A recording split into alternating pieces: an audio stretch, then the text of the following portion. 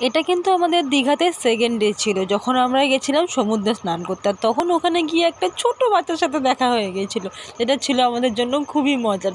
পিক্সিও কিন্তু আমাদের ভীষণ মজা করেছে, সমুদ্রে স্নান করে বালি খেয়েছে পর্যন্ত। তারপর দৌড়ে দৌড়ে যাচ্ছে, চলো গা মুছিয়ে দিতে হবে আমাকে, আমি আর পাচ্ছি না এখানে থাকতে। আমি, আমার বোনেরা, অভি, পিক্সি, আমরা প্রচণ্ড মজা করেছি সেই দিন, সেটা তোমরা দেখে বুঝতেই পারছো। দেখো পায়ের অবস্থা।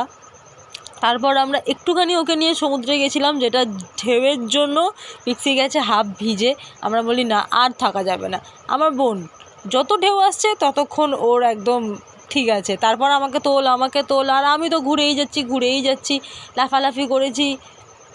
সেদিনকে কিন্তু ওয়েদারটাও ভীষণ ভালো ছিল বলবো না, ঘোরার জন্য একটু খারাপ ছিল, কারণ আসছিল বৃষ্টি। আজকের জন্য এতটুকুই, টাটা।